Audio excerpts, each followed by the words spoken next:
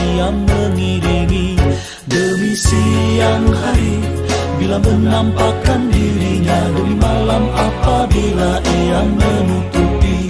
Demi langit beserta seluruh binaannya, demi bumi serta yang ada di hamparannya, demi jiwa dan seluruh penyempurnaannya. Demi matahari dan sinarnya di pagi hari, demi bulan apabila ia mengiringi.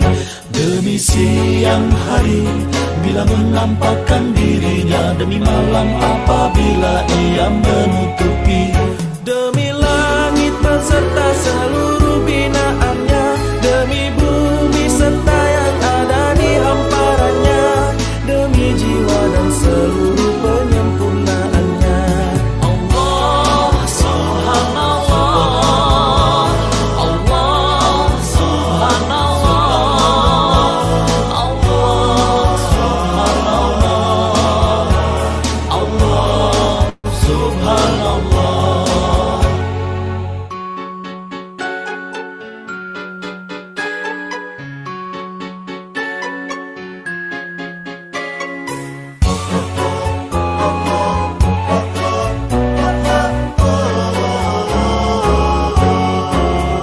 Demi matahari dan sinarnya di pagi hari, demi bulan apabila ia mengiringi.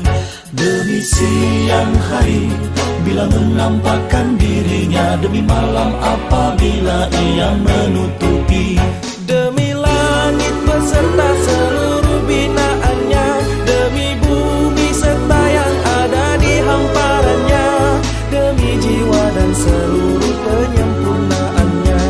Allah Subhanallah, Allah Subhanallah, Allah Subhanallah, Allah Subhanallah.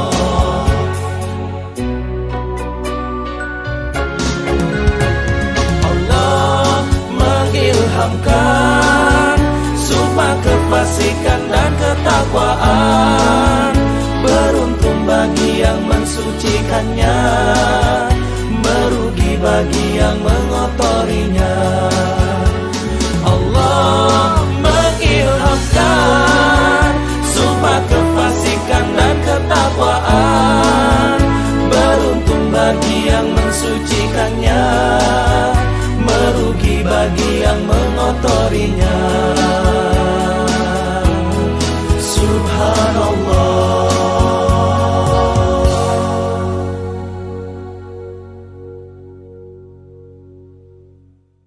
Ya Allah, Ya Rahman, Ya Rahim, Ya Malik, Ya Qudus, Ya Salam, Ya Mu'min, Ya Muhaimin, Ya Aziz, Ya Jabbar, Ya Mutakabbir, Ya Khaliq, Ya Bari, Ya Musawwir, Ya Ghaffar, Ya Qahhar, Ya Wahhab, Ya Razzaq, Ya Fattah, Ya Alim, Ya Qabil, Ya Basit, Ya Khafid, Ya Rafi', Ya Mu'iz, Ya Muzir, Ya Sami, Ya Basir, Ya Hakam, Ya Adam,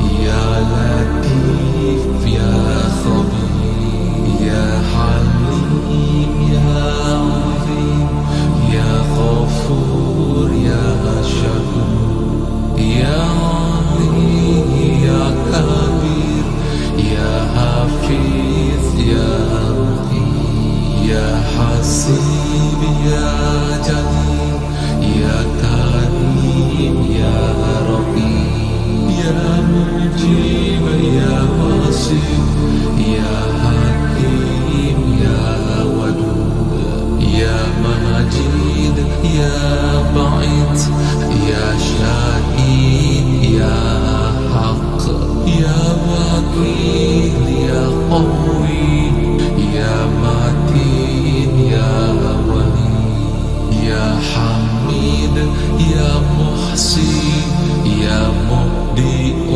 يا معين يا محيي يا مميت يا حي يا قيوم يا واجد يا ماجد يا وحيد يا أحد يا صمد يا قادر يا مقتدر يا مقدم يا مؤخر يا أول يا أخير يا ظاهر يا باطن يا والي يا متعالي يا بار يا تواب يا منتقم يا عفو يا رؤوف يا مالك الملك يا ذا الجلال والإكرام يا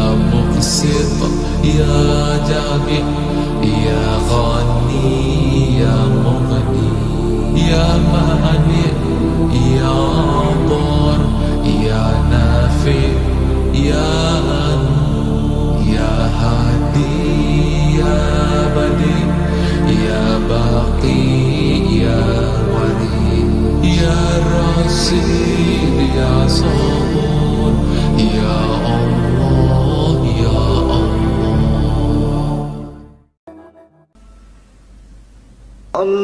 اللهم صل وسلم على من اسمه سيدنا محمد صلى الله عليه وسلم سيدنا أحمد صلى الله عليه وسلم سيدنا حامد صلى الله عليه وسلم سيدنا محمود صلى الله عليه وسلم سيدنا أحيد صلى الله عليه وسلم سيدنا وحيد صلى الله عليه وسلم سيدنا ماحي صلى الله عليه وسلم سيدنا حاشر صلى الله عليه وسلم سيدنا عاقب صلى الله عليه وسلم سيدنا طه صلى الله عليه وسلم سيدنا ياسين صلى الله عليه وسلم سيدنا طاهر صلى الله عليه وسلم سيدنا مطهر صلى الله عليه وسلم.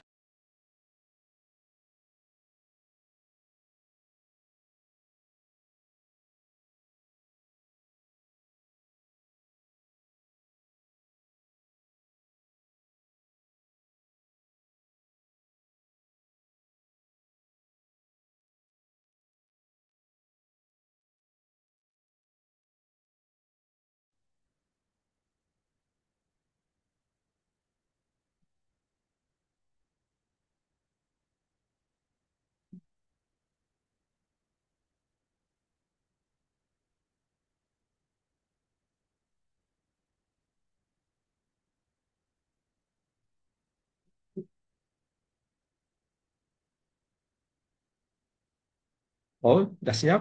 Bismillahirrahmanirrahim. Assalamualaikum warahmatullahi wabarakatuh. Cik Nazrul, boleh dengar suara saya ke? Oh, okey, terima kasih sebab perlu kepada feedback keadaan hujan yang agak lebat saat ini. Baik, Bismillahirrahmanirrahim. Assalamualaikum warahmatullahi wabarakatuh. Alhamdulillah Rabbil Alamin.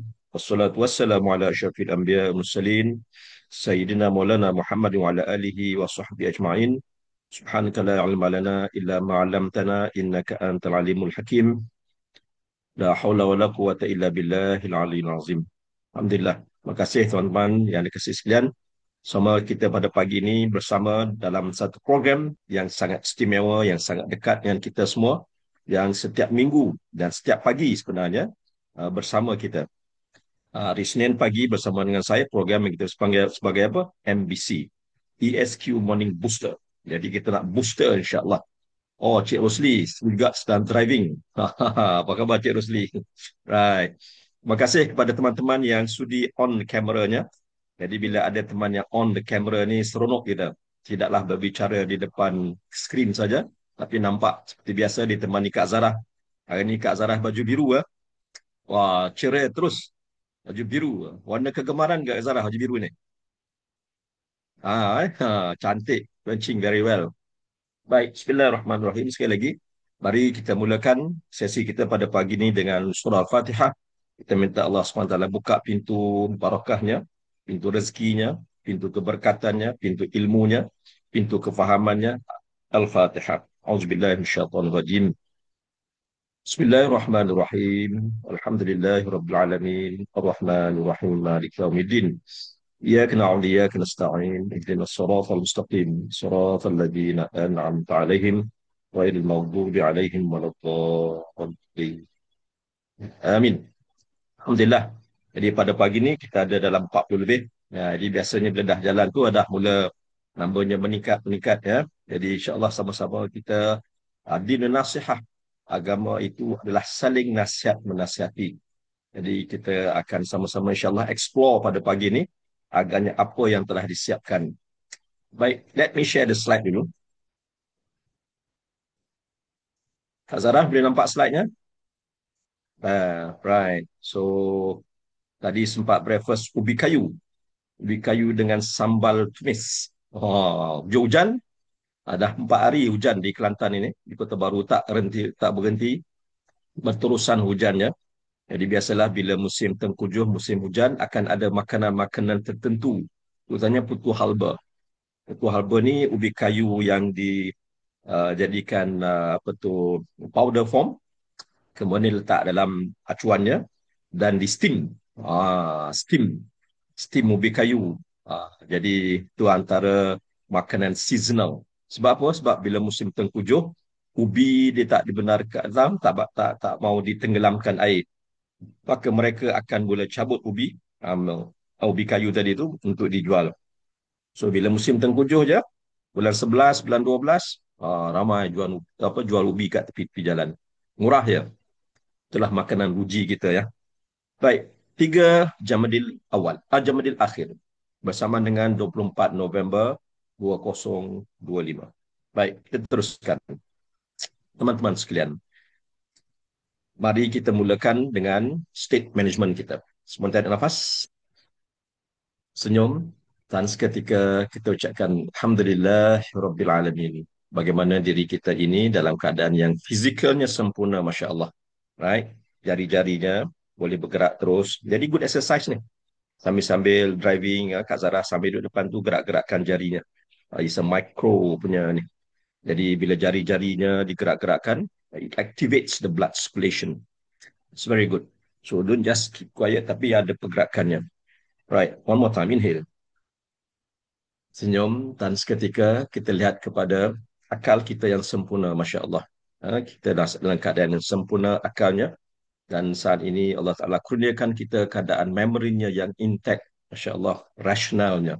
Dan ini sesuatu yang harus disadari dan disyukuri. One more time, inhale. Senyum.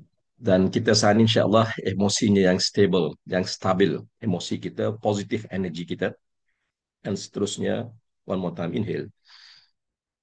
Senyum dan seketika bagaimana roh kita dalam keadaan beriman, ya, hati kita, roh kita dalam keadaan beriman. Jadi itulah 4 bahagian kita ini, terdiri dari aspek jasmaninya, mentalnya, emotionnya, emosinya, dan juga rohaninya ataupun keadaan hatinya insya-Allah dalam beriman. Baik, seperti biasa kita lakukan selawat Jibril ya. Sallallahu alaihi Muhammad, sallallahu alaihi Muhammad, sallallahu alaihi Muhammad, sallallahu alaihi Muhammad, sallallahu alaihi Muhammad, sallallahu alaihi Muhammad, sallallahu alaihi Muhammad. Terus berselawat Jibril. Selawat yang pertama, yang mula-mula sekali, Nabi Adam yang diajar oleh malaikat Jibril sewaktu nak melamar Tok Hawa kita. Jadi selawat Jibril terus namanya, sallallahu alaihi Muhammad, sallallahu alaihi Muhammad.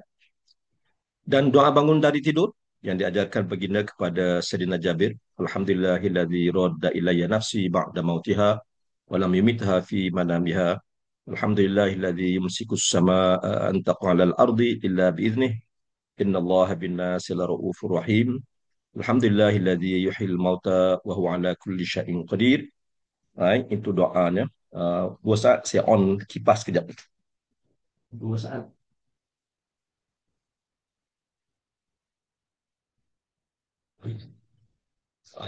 Sorry. So bismillahirrahmanirrahim. Allahumma faqihna fid din wa 'allimna ta'wil. Ya Allah, berilah kefahaman kepada kami dalam urusan agama dan ajarkan kami takwil. Jadi doa yang baginda sallallahu alaihi wasallam baca kepada Sayyidina Abdullah ibnu Abbas waktu beliau kecil. Allahumma faqihhu fid din wa 'allimhu ta'wil. Jadi hu tu merujuk kepada spesifik seorang lelaki. Jadi sepupunya Abdullah bin Abbas, sehingga kan berkat doa mustajab doa baginda Nabi sallallahu alaihi wasallam, Ibnu Abbas adalah merupakan the most or the reference, the highest person yang memahami Al-Quran selain daripada baginda Nabi sallallahu alaihi wasallam. So sepatutnya kita ada tafsir Ibnu Abbas dekat rumah masing-masing. Kita ada tafsir Ibnu Abbas. Sebab memang baginda Nabi sallallahu alaihi wasallam menyebut bahawasanya yang faham kandungan Al-Quran itu adalah Abdullah Ibnu Abbas. Kenapa? Sewaktu beliau masih lagi baby kecil, baginda Nabi sallallahu alaihi wasallam doakan Allah mafaqihu fiddin muallimhu ta'wil. So kita amalkan doa ni untuk kita. Allah mafaqihna fiddin muallimna ta'wil, insya-Allah. Dan seterusnya doa rezeki, ilmu dan amalan. Allahumma inni as'aluka ilman nafi'a wa rizqan thayyiba wa amalan mutaqabbala. Allahumma inni a'udzubika min ilmin la yanfa'. Jadi kita minta berlindung dari ilmu yang tidak bermanfaat. Kalau tadi ilmu yang bermanfaat, saya minta berlindung daripada ilmu yang tidak bermanfaat. Allahumma inni a'udzu bika min ilmin la yanfa'. Bukan itu saja. Wa min qalbin la yakhsha. Qalbu, hati yang tidak khusyuk. Wa min nafsin la tashba'. Nafsu yang tidak pernah kenyang, ya. Wa min du'ai la yusma'. Jadi 4 la yanfa', la yakhsha', la tashba', la yusma'. Right. Terus bismillah masyaallah la yasuqul khaira illallah.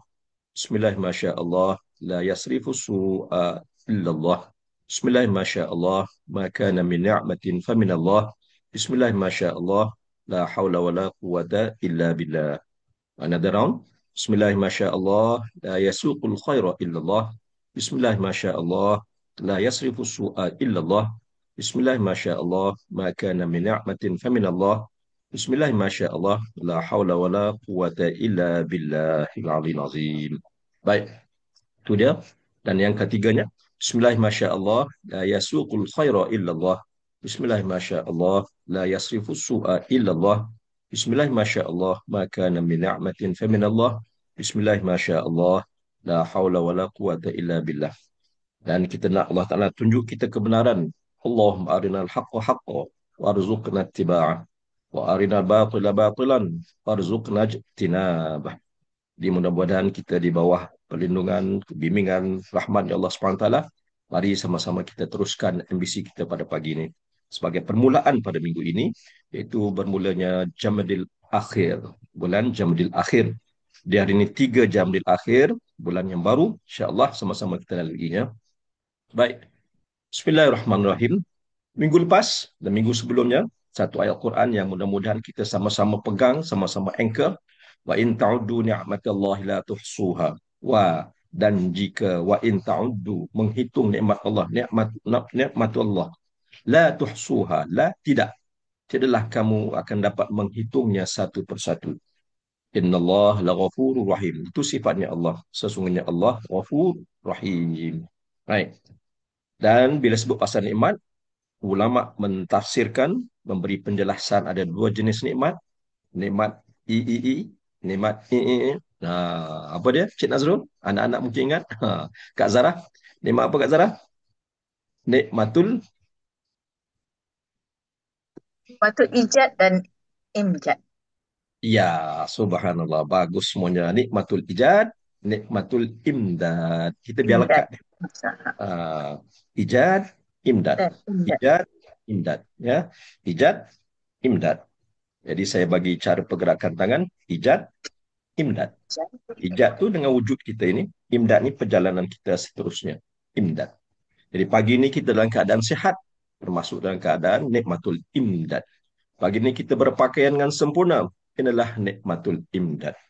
Pada pagi ini saat ini kita ada harta, ada rezeki, ada ilmu, ada kekuatan, ada macam-macam merupakan di bawah kategori nikmatul imdad. Jadi kalau kita perhatikan ijad dan imdad ini beriringan berjalan terus. Semuanya imdad tadi kerana adanya ijad dulu. Daripada ijad, add on dengan imdad adalah kita hari ini. Right? Jadi ijad itu diciptakan, imdad itu dijamin kehidupannya.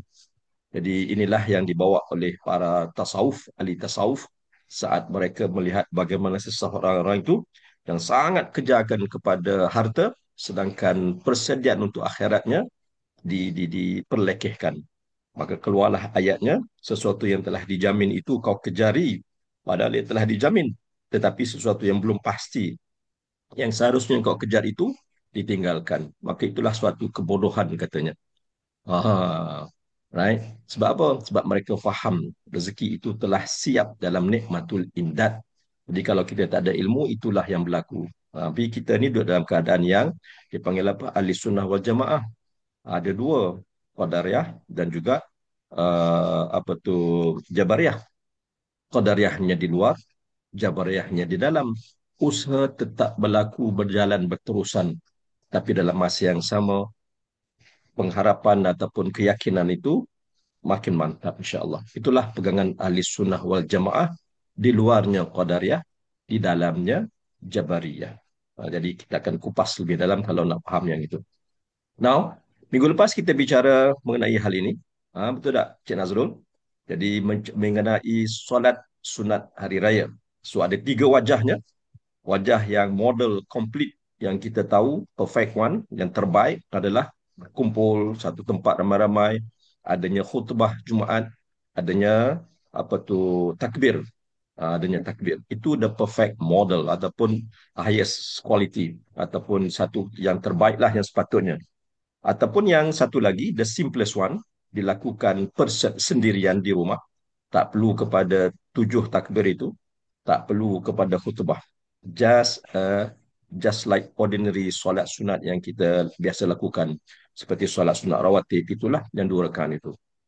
Yang di tengahnya adalah boleh kita buat di rumah kita dengan ada khutbahnya kalau mampu. Kalau tak ada khutbah tak apa, sebab itu sunat. Dan seeloknya adalah takbir yang 7 kali rakaat pertama dan 5 kali rakaat kedua. Jadi yang tengah tu ada variationsnya. So basically ada 3 wajah. Yang pertama yang complete, yang kita biasa semua tahu. Yang keduanya yang simplest one, and then the in between. Having said that, meaning to say, tak sepatutnya kita tertinggal solat sunat hari raya. Dapatkan kefahaman yang betul, and we manage according to the context and situation. InsyaAllah. Now, ruh segala ibadah adalah, ini Kak Zarah punya ni, expert dia. Apa dia Kak Zarah? Ruh segala ibadah adalah Solat. solat. Dan yang penting dalam tentang solat adalah Kesempurnaan. kesempurnaan. Suka saya dengan Kak Zarah punya respon ni. Semuanya yang lain pun sama juga, insyaAllah. Now, kita tahu kiblat ada 3, kan? Kiblat itu, kiblat fizikal dada kita adalah menghadap ke arah kiblat di Kaabah di Makkah. Kiblat hatinya yang memahami, yang kenal Allah SWT. Kiblat matanya yang memandang terus ke tempat sujud kitanya. Right? Sedikit ya Kak Pak Pian ada. Ya, solat yang sempurna, Farah. Bagus. Berlaku lambakan kesian pada pekebun. Ya, Kak Zarfa. Betul. Ubi-ubi jadi lambakan.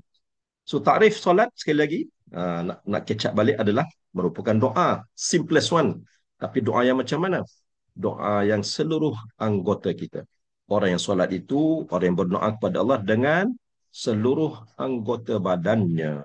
Jadi ini yang mungkin missing part yang kita sebut, yang dalam dunia fiqh tak sebut ini. Ini dalam dunia tasawuf, ya, orang yang berdoa kepada Allah dengan seluruh anggota badannya. Now, expand daripada sini, maka ada tiga dalam bab kesempurnaan tadi. Ada waktu fadilah, ada waktu ikhtiar, the first 15 to 20 minutes, and then waktu jawaz, right, waktu harus, dan ada diberikan dengan nombor ini supaya senang kita nampak secara grafiknya. Okay, ada yang keempat iaitu waktu apa, karoha, the final 15 minutes. Avoid this one. Avoid this one. So ibu-ibu, ayah-ayah, perhatikan anak-anak ataupun kita sendiri, be careful, don't get trapped into the final 15 minutes. That itulah waktu karoha. Allah Ta'ala tak suka. Apatah lagi kalau waktu tahrim yang diharamkan. Namun yang wajib tetap kena buatlah. Now, let's move on. Expand daripada sini. Kita juga dah tahu bahawasanya ada tiga perkara penting dalam bab faham konsep solat tadi. Pertamanya adalah temu janji antara kekasih. Sekali lagi inilah bicara daripada aspek tasawuf. Kalau dalam aspek fiqh, simple one je lah, kan? And then perjumpaan untuk peningkatan darjat dan pertemuan untuk memanjatkan hajat. Right? Kita dah bicara hal ini, semua dah ingat dengan baik. Now, bicara mengenai kesempurnaan tadi, maka susunan tertib fadilat solat Jumaat. Bermula dengan satu minggu itu kita ada solat Jumaat. Maka yang ini merupakan the highest ranking yang mesti kita semua fokuskan. Maksudnya, yang terbaiknya adalah hari Jumaat itu kita cuti. Yang terbaiknya lah. Tapi apa nak buat, sebab kita di bawah jajahan British suatu ketika dahulu, yang cutinya Ahad sebab mereka nak pergi church. Mereka nak pergi church. Jadi kita semua terpaksa cuti. Jadi dan alhasil daripada situ ada beberapa negeri yang tak setuju dengan cuti Ahad, mereka maintain cutinya hari Jumaat sampai sekarang. Negeri Kelantan, negeri Terengganu, negeri Kedah, negeri Johor, kan? Sebab ulama yang menguasai ketika itu istana dan keadaannya adalah cuti tetap pada hari Jumaat sampai sekarang. Alhamdulillah. Nah, hari Jumaat hari besar. Jadi solat Jumaat tadi harus menjadi prioritinya, iaitu datangnya awal, iaitu datangnya untuk fokus kepada apa yang nak disampaikan oleh khatib. Dan bila pulang ke rumah masing-masing, membawa pesan takwa. Itu antara brief one about solat Jumaat. So, mari kita teman-teman sekalian, para lelaki khususnya, ibu-ibu yang ada anak lelaki, pastikan yang kaum lelaki ini memfokus kepada Jumaat secara sepatutnya. Maksudnya datangnya awal pada pagi Jumaat itu, hari Jumaat itu. Dan kalau boleh mesyuarat, nak dilakukan mesyuarat apa pun, jam 11 stop. Bukanlah sampai jam 1 baru berhenti mesyuaratnya. Sebab benda di dalam kekuasaan kita, kan? So make sure ada faham mengenai apa itu hari Jumaat dan apakah value nilainya solat Jumaat itu. Jadi dalam susunan tertib fadilat solat Jumaat at the highest ranking order. Hence, apa yang kita kena buat? This one become the premise of all our activities. Sepatutnya lah. Sepatutnya. At least kita dapat modelnya. Janganlah kita lalu dengan keadaan tak tahu, tak faham, tinggalkan semuanya sama. Tak. Ada beza-beza. Right. Next one is subuh pagi Jumaat. Subuh pagi Jumaat. Jadi inilah satu, orang kata apa, smart way to manage our life. Memahami in terms of ranking order. Prioritinya apa, importantnya apa, urgentnya apa. Jadi kalau Stephen Covey buat buku khusus, The 7 Habits of Highly Effective People, antara elemen yang dibicarakan adalah rank ataupun prioritize. Dibagikan kepada urgent, tak urgent, very important, not important. Jadi benda yang very urgent, very important, apa yang harus kita buat? Benda yang important tapi belum urgent, apa yang harus kita buat? Dan benda yang tak important, tak urgent, biarkan, tak payah. Kalau tak faham struktur ini, apa yang berlaku hidup kita, tak tersusun tugasan kerjanya. Sebab kerja tak habis-habis. So, kena ada kefahaman to put the priority. Likewise, or even more so, when we talk about in terms of our ibadah. faham bahawasanya solat hari Jumaat itu highest ranking order, bermula dengan fardu Jumaat itu itself, dan sebelum itu adalah subuh pagi Jumaat, sebelumnya bermula dengan maghrib Jumaat lagi. Jadi itu dia punya settingnya. Subuh, jemaah subuh selain pagi Jumaat. Nampak? Third order. Third ordernya. And the fourth order agaknya apa ya? Boleh masuk dan cek dulu. Selepas cerita mengenai Jumaat, subuh Jumaat, yang keempatnya apa? Yang keempat. Jazlina setuju. Pak Pian, apa khabar Pak Pian? Oh, keluar dia pagi ni aktif. Cuma mukanya tak keluar pagi ni. Yang keempat, teman-teman sekalian masuk dan cek sikit. Agaknya, Pak Pian, apa khabar Pak Pian? Wah, berseri-seri orangnya. Terus, senyumnya, Allah Akbar. Right. Keempat, Pak Pian, nyampuk sikit. Selain pada Jumaat, cerita pagi Jumaat, subuh selain pagi Jumaat, ranking yang keempat. Bagus Kak Zarah. Asar dan Maghrib katanya. Alright. Okay, terima kasih Kak Zarah for participating. Kalau Pak Pian, what is your intake? What is your input here? Unmute dulu. Boleh masuk dalam chat? Maghrib kot. Maghrib. Okey ya. Dalam kitab, bukan saya, dalam kitab. Dalam kitab sebut Jemaah Isyak. Jemaah Isyak. Jadi solat Jumaat, highest ranking. Subuh pagi Jumaat. And then subuh selain pagi Jumaat. The next is Jemaah Isyak. So di sinilah yang menjadi challenge kita ya. Kadang-kadang dalam dunia kerja ni. Jadi lepas maghrib itulah nak pergi dinner. Kan? Kadang-kadang sebelum maghrib lagi. Maghrib pun tengah jalan. Maghrib dekat restoran. Maghrib atas highway. Macam-macam lah. Jadi kalau kita faham ini, we know how to prioritize our life. Dan salah satu perkara yang kita kena ingatlah, maghrib dengan isyak sangat pendek.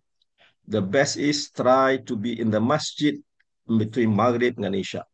Ada banyak dia punya kelebihan. Satunya lah menunggu waktu isyak. So status menunggu masuk waktu tu ada sesuatu kelebihan tersendiri.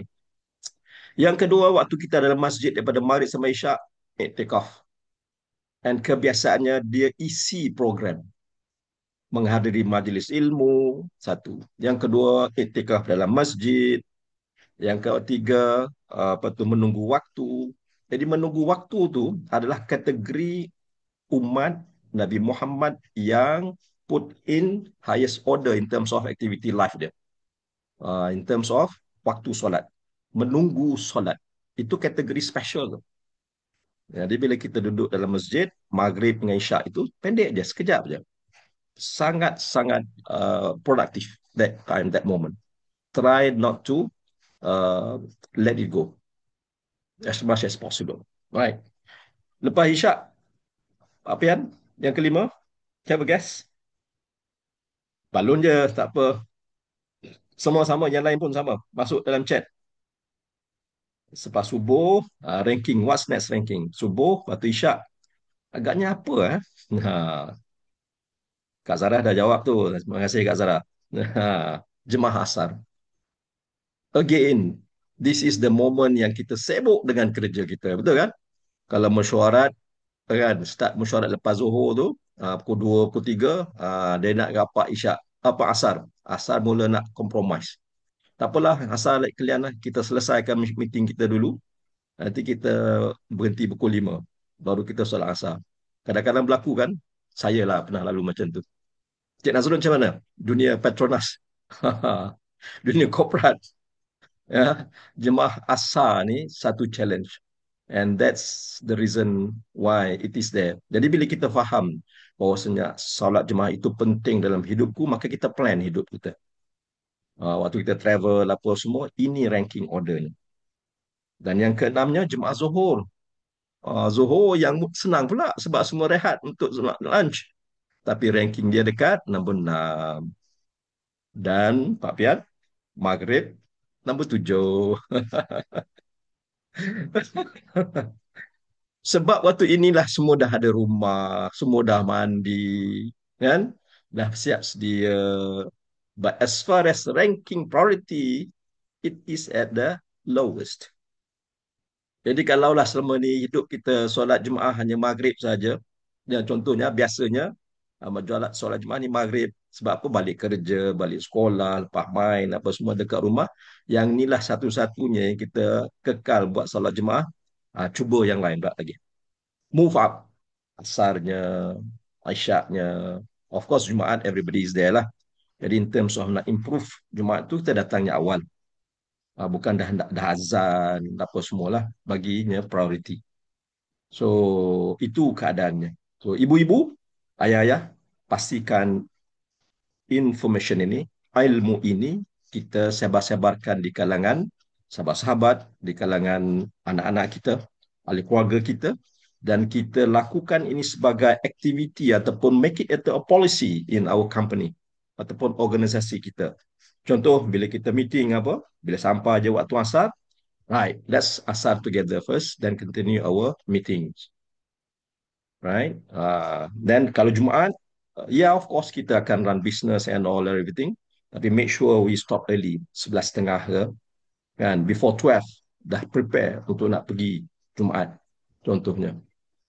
Put it into our context lah, yang berasaskan kepada ilmu yang dibawa dikupas oleh ulama mengenai kita nak kesempurnaan. Ya, jadi apa yang berlaku kadang-kadang pergi Jumaat tu bekerja-kerja. Dah lah hari tu ramai, parking pula jauh. Sampai-sampai je khatib dah mula baca khutbah. Kan? Dan bila lepas meeting je kepala pun duk fikir macam-macam. Masuk Jumaat pula kelang kabut dengan ramai crowded dekat masjid. Jadi tak sempurna. Jadi alangkah baiknya pagi Jumaat itu kita siap sedia datangnya awal, duduk di soft depan, boleh kita buat ni apa semuanya. InsyaAllah ya. Jadi itu dia panggil apa? Booster kita. Booster. Terus kita masih bicara mengenai 7 ta, ya, 7 ta kesempurnaan solat. Jadi 7 ta itu bermula dengan sebelum masuknya solat, sebelum masuk. Kemudian sewaktu kita qiyam, berdiri, dah ada tanya kat situ. Saat kita membaca tahiyat, membaca Fatihah, ada tanya. Kemudian bila kita rokok, ada satu ta lagi di situ. Bila kita sujud pun ada tanya. Ta tu permulaan kepada kalimahnya lah. Dan duduk antara dua sujud. Dan bila kita bagi salam, ada ta dia. So, 7 ta. Masih dalam chat, 7 ta ni bicara mengenai apa sebenarnya? Bicara mengenai apa sebenarnya ni? Mungkin ada yang masih ingat. Mungkin ada yang tertanya-tanya 7 ta ni hal apa ni? Mungkin teman-teman yang ingat, yang tahu 7 ta ni apa, tolong masukkan dalam chat. Sila. Cik Nazrul ingat kan? 7 ta ni, fokus mengenai apa ni? Kak Zara? Oh, Faziah belum tahu. Okey. Jadi yang belum tahu, saya nak bagi tahulah kalau nak tahu. Pak Piantah tahu kan? 7 ta. Right? Okey, sama-sama kita explore ya. Saya nak tahu. Ya, terima kasih Eti, Coach Eti. Zila pun nak tahu. Ya, insya-Allah kita akan sama-sama explore. Ini penting ya. Teman-teman sekalian, 7 ta ini bicara mengenai keadaan hati kita. Bicara mengenai keadaan hati kita. Keadaan hati kita. Izinkan saya quote daripada kitab ini. Seseorang yang menginginkan kesempurnaan solat. Apa dia? Kesempurnaan solat. Jadi tuan kita cakap, seseorang yang ingin kesempurnaan solat, hendaklah menitik beratkan, apa dia? Rukun qalbi. Rukun rasa dia. Jadi inilah dia rukun rasa, 7 ta. Sebagaimana dia menjaga rukun buat dan rukun ucap dalam solat. Sesungguhnya rukun rasa ataupun rukun qalbi adalah kehadiran hati bersama Allah di dalam qalbunya. Orang yang mengerjakan solat tanpa kehadiran hati, maka solat yang dikerjakannya adalah solat yang kosong. Solat yang apa? Solat yang kosong. Jadi mari kita pause kejap sini. Pernah tak dalam hidup kita angkat takbir sampai salam? We are not there. Kan? We are not there. We are somewhere else. Angkat takbir je, okeylah sekejap. Lepas tu, we are all over the places. Merawang, shopping, tu lah, ni lah, sana sini. Itu dulu. Itu dulu. Moga mudah-mudahan pada hari ini kita ambil berat hal ini. Sebab kita nak kesempurnaan. Sebab waktu kita tak tahu bila akan habis. Jadi sementara waktu yang berbaki yang masih ada ini, bab kesempurnaan solat menjadi prioriti kita. InsyaAllah. Ya, menjadi prioriti kita. Oh, Kak Zalah saya sebut tazallulan, tasliman, tabazzulan, takhaddu'an, takhusyu'an, tamalluqan, taraghuban. Wah, terima kasih Kak Zalah. Sahabat setia MBC dah bertahun-tahun dah. Ha. Sesuai dengan sabda Rasulullah SAW, nah ini dia hadisnya. Apa dia? Ketika seseorang hamba mendirikan solat, tidaklah dicatat untuknya seperenam atau sepersepuluhnya, melainkan apa yang dia hayati dengan kehadiran hati dalam solatnya. Hadis riwayat An-Nasa'i dan Ibnu Hibban. Hadis. Jadi itulah yang nak kita bicarakan mengenai 7 keadaan hati kita. Ya, Coach Heti ya. Coach Heti, Zam, Zila, Zam, Shu, nak tahu semua ni. 7 yang sering saya bawa dalam MBC ini bicara mengenai keadaan hatinya. Sebab bila kita tak faham 7 macam mana nak hadirkan hatinya. Macam mana nak hadirkan hatinya. Dan bila tidak ada kehadiran hati, kosong solatnya. Jadi kita masih bicara nasihat-menasihat mengenai kesempurnaan solat. Baik, let's move on. Teman-teman sekalian, kita dah bicara minggu lepas, manusia kita ni adalah musafir dan ketaatan merupakan dagangan kita. Waktu yang kita ada 24 jam setiap hari merupakan modal. This is the capital that we have. And along the way, kita ada challenges yang merupakan syahwat itu merupakan rintangan. Alright, these 3 concept jelaskan oleh Imam Al-Ghazali. Kita baca lagi kitab lain, sama bicaranya, message yang sama. Nah, taking on from here. Modal kita yang merupakan waktu itu, setiap waktu yang dilalui, maka ada tuntutan solat, fardu solatnya.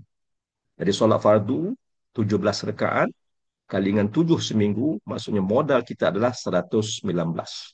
119.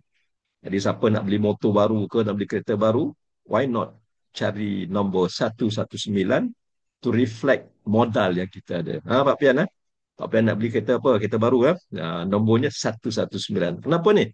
Ada rahsia dia. Inilah modal waktu setiap 1 minggu yang kita ada. Semua orang ada. Daripada sini, untungnya apa? Solat sunat. Solat sunat. Solat sunat itu merupakan untung daripada modal. Right? Dan kalau kita perhatikan 17 over 119, 70 sebab 10 rakaat kan setiap minggu, setiap hari tu kan, kali per 119, maka 60% punya return. 60% punya return. Untung. Soal tu. Modal, ada untung. Kita dah bicara minggu lepas. Supaya kita nampak bagaimana supaya kita ada motivasi nak melaksanakan ni solat-solat sunat. Sebab ini solat sunat merupakan apa? Patching, to patch, to perfect kan. So saya bawa dari aspek lain supaya kita lihat dari aspek ini. Bukan kata nak meniaga, tapi memahami konsep tadi supaya memberi motivasi. Ya, ingat gitu ya. Ada untung kecil, ada untung besar.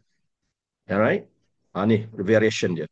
Pada modal, untung yang sangat kecil, untung yang biasa, untung yang sederhana, dan untung yang besar. It's up for us to grab. Yang tak maunya adalah ni, rugi. Amalan yang rosak. Bila amalan rosak, dia makan modal. Habis segala modal ataupun separuh pada modal. Kan? Right. So from here, put a figure there supaya faham. 350 seminggu adalah untung besar. Yang mana nak buat pun, waduh, hai, bukan senang ya. Apa benda? Mana datang 350? Ini datangnya. Dan akhirnya 350. Jadi kalau kita tengok deretan nak dapat untung besar itu, perlu kepada kefahaman yang jitu dengan ada ilmunya. Barulah jadi. Kalau sekadar buat kosong je, kosong jadinya. Baik. Saya nak bawa satu pada pagi ini, dah 7.47, ada sedikit masa yang ada ini. Sama-sama kita explore, apply daripada satu hadis bagi Nabi sallallahu alaihi wasallam. Apa hadis ni? Ini dia. Ini slide yang JAKIM sediakan, Jabatan Kemajuan Islam Malaysia. Kelebihan membaca Al-Quran. Waktu solat kita baca Quran kan? Waktu solat. Now, daripada Abdullah ibnu Mas'ud radhiyallahu anhu bahawa Nabi sallallahu alaihi wasallam bersabda. Siapakah Abdullah ibnu Mas'ud? Dia ni Abdullah ibnu Abbas, Abdullah ibnu Mas'ud. These two prominent figure about tafsir Quran, yang memahami Al-Quran. Abdullah ibnu Mas'ud, orangnya yang sentiasa bersama baginda Nabi sallallahu alaihi wasallam, mencatat segala-galanya, sehingga kan hadis mengenai kerja haji datang daripada Abdullah bin Mas'ud. Jadi kalau kita nak buat kerja haji, nak faham macam mana haji Rasulullah buat, cari hadis daripada Abdullah bin Mas'ud. Dia orang dewasa. Kalau yang Abdullah bin Abbas, dia remaja.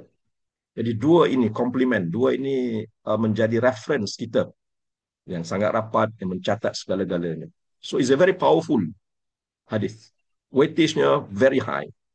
Apa yang Abdullah bin Mas'ud cakap? Man qara'a harfan min kitabillahi falahu bihi hasanah. Barang siapa membaca satu huruf dalam Al-Quran, maka baginya satu kebaikan. Wal hasanatu bi asyri amsalha, la aqulu alif lam mim harfun, walakin alifun harfun, lamun harfun, wa mimun harfun. Apa terjemahannya? Setiap kebaikan itu digandakan menjadi 10 kebaikan. Seperti yang diagram sebelah tu, satu huruf digandakan 10. Jadi alif satu huruf, lam satu huruf, mim satu huruf. Maka di sini ada berapa? 30. 10 campur 10 campur 10. Ini keadaannya macam mana ni? Ini keadaan yang kita tak ada wuduk. Keadaan yang biasa-biasa. Maka datang Sayyidina Ali menjelaskan bahawasanya, ini dia yang jarang-jarang kita dengar mungkin, yang telah dibicarakan kepada kami oleh Ustaz Tuan Anwar, merupakan qadi Pasir Mas. Dalam kuliah beliau menyebutkan bahawa daripada Sayyidina Ali karamallahu wajhah, bila kita berwudu dan kita baca Quran, setiap huruf adalah gandaan 25. Berapa? 25. Bila kita berwudu, wudu, baca Quran, gandaannya 25. So di sinilah Pak Pian, Cik Nazrul dan juga laki-laki, semua teman-teman laki-laki, bila kita datang awal ke masjid, contohnya Jumaat, datang atau duduk, datangnya belum lagi diazankan, maka kita duduk dengan keadaan yang berwuduk, menghadap kiblat, kita bacalah surah-surah. Yang paling simple baca Qul Huwallah. Teruskan baca. Apa rahsianya? Ni cerita dia. Bila kita menghadap kiblat dengan berwuduk dalam masjid lagi, setiap satu huruf gandaan dia 50. Susah dah Pak Pian. Dibagi RM1, orang bagi RM50. Dibagi RM1, orang bagi RM50. Bagi RM1, bagi RM50. So we can understand. Imagine the multiplication-nya, multiplier-nya. Alright? Dan bila dalam solat, ada kata 75, ada kata 100. That's it. The multiplication. Jadi sekarang, bila kita pergi solat tarawih contohnya, yang baca panjang-panjang itu untuk apa sebenarnya? Nak baca tu. Mereka faham hadis ini. Itulah kenapa waktu musim bulan Ramadan, dalam tarawih, mereka cuba habiskan satu Al-Quran. Nak khatam Quran. Kenapa? Mereka faham hadis ini. Mungkin. Mudah-mudahan. Sebab buat yang ikut-ikut ada juga. Tapi kita sekarang dapat satu ilmu. Bahawasanya apa dia? Perbezaan di antara status kita ini. Dalam keadaan kita tak ada wudu, kita baca Quran yang biasa baca je 10 kali. Tapi bila kita berwudu, 25 kali gandaannya. Dan bila kita menghadap kiblat, teman-teman sekalian, gandaannya, multiplicationnya, setiap huruf adalah 50. So ambil iktibar daripada sini, Cik Nazrul dengan anak-anak dan Cik Sufian, Pak Pian semua. Kita datang awal masjid, ambil wudu, duduk, menghadap kiblat, maka kita pun bacalah surah-surah apa yang kita ingat. Dengan tengok Quran yang terbaik sementara menunggu azan. Trend sekarang, duduk masjid apa? Baca WhatsApp. Nah, Allah Akbar. Cukup-cukuplah baca WhatsAppnya dalam masjid. Eh? Cukup-cukuplah. Kan? Parti ramai. Masuk masjid duduk. Jadi kita faham ini, ambil ini. Now, expand daripada sini. Let's move on. Okay, kita ambil surah Al-Fatihah. Bismillahirrahmanirrahim. Alhamdulillah Rabbil Alamin. Ar-Rahmanir-Rahim. Malik Yawmiddin. Iyyaka na'budu wa iyyaka nasta'in. Ihdinas siratal mustaqim. Siratal ladzina an'amta 'alaihim ghairil maghdubi 'alaihim waladdallin. Amin. Bismillahirrahmanirrahim. Ada berapa? 19 huruf. Kita dah bicara dulu. Beberapa minggu lalu. Bismillahirrahmanirrahim ada 19 huruf.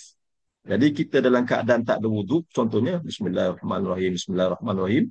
Dapat berapa? 190. Duk baca je. Jadi, kalau Alhamdulillah Rabbil Alamin, ada 18. Ar-Rahmanir-Rahim, ada 12. Malik Yaumiddin, ada 12. Iyyaka na'budu wa iyyaka nasta'in, ada 19. Ihdinas siratal mustaqim, ada 19 lagi. Alright? Ada juga masa khutbah, main game dalam handphone. Sebab tak faham, ni jahil lah ceritanya. Jadi bila kejahilan itulah yang menjadi bala. Tak tahu kat mana nak ambil peluang dia. Betul Cik Azhar? Sian. Dan surah Al-Lazi ni 44. So bila kita calculate semua ini, surah Fatihah ada 143 huruf. Tadi kita dah baca Fatihah kan? Kalau tak ada wuduk tadi, maka telah tercatat 1430.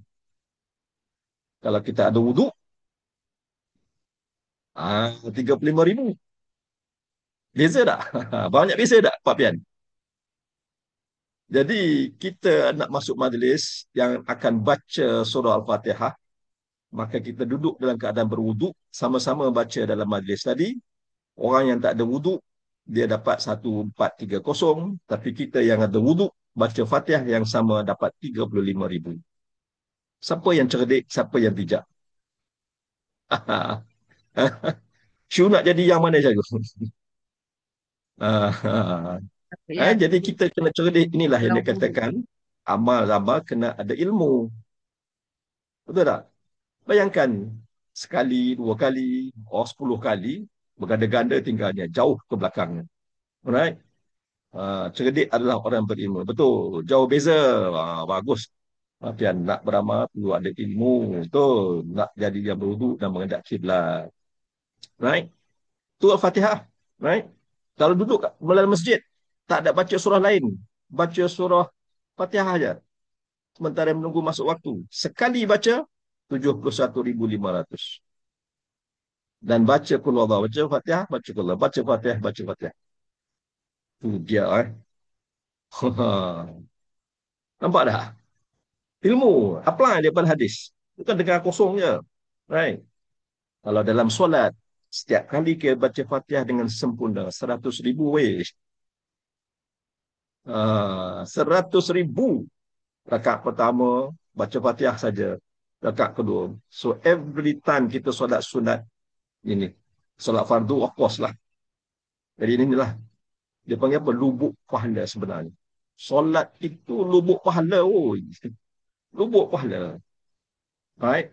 Jadi ibu-ibu, ayah-ayah boleh guna poin ini untuk memberi motivasi kepada anak-anak dan juga kadang-kadang untuk diri kita. Tapi kita yang dah tua ni, solat bukan kerana nak pahala, tapi mengharapkan pahala. Bukan demand pahala, tapi mengharapkan pahala. Mengharapkan pahala. Right? Dan kita solat kenapa? Sebab kita adalah hamba yang taat pada perintah Allah. Allah Ta'ala mungkin boleh jadi beli banyak, lebih banyak lagi. Right? Surah Al-Ikhlas. Qul Huwallah. Apa pian? Bismillahirrahmanirrahim. Dah ada dah. 19. Betul kan? Kalau Qul Huwallahu Ahad, Allahu Samad. Ini saya khususkan Qul Huwallahu Ahad saja dia. 47. Sebenarnya 47 campur 19. Saya kena edit sikit. 47 campur 19.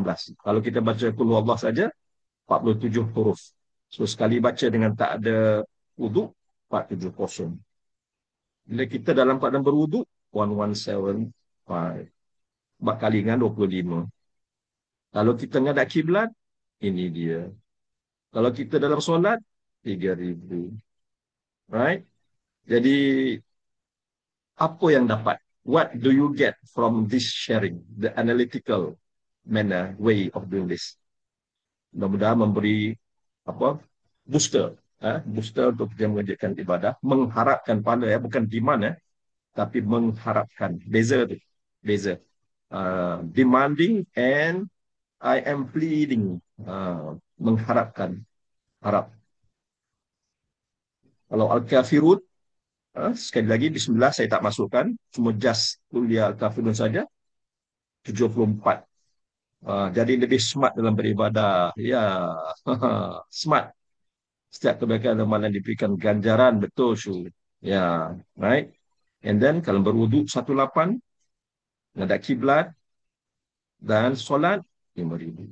Yang saya nak bawakan ini, setiap malam apa yang berlaku bagi Nabi sallallahu alaihi wasallam sebut apa? Jangan tinggal apa? Solat witir. Macam mana cerita dia? Now let's explore together. Waktu witir, surah yang disarankan adalah Sabbihisma rabbikal a'la. Rasulullah suka baca ayat ini. Sabbihisma rabbikal a'la ada 284 huruf. Dekat kedua, kuliah 74 huruf. Right? Itu rakaat pertama, rakaat kedua. Kita pun bagi salam. Bangun, yang satu rakaat pula, mula-mula Al-Ikhlas, diikuti dengan Al-Falaq, diikuti dengan An-Nas. So, saya dah siapkan berapa huruf setiap surah tadi. Extensive research day. Alright. Untuk siapa? Nas ad-din nasihat. Sama-sama mengambil iktibar. Kalau tak ada 10 orang, ada 5 orang pun okey lah. Kalau tak ada 5 orang, ada seorang pun okey lah. Mudah-mudahan ambil ilmu lah pada apa yang disharingkan ini dengan masa yang telah semua ni. Sama-sama kita ambil. Ya, boleh ya Pak Pian?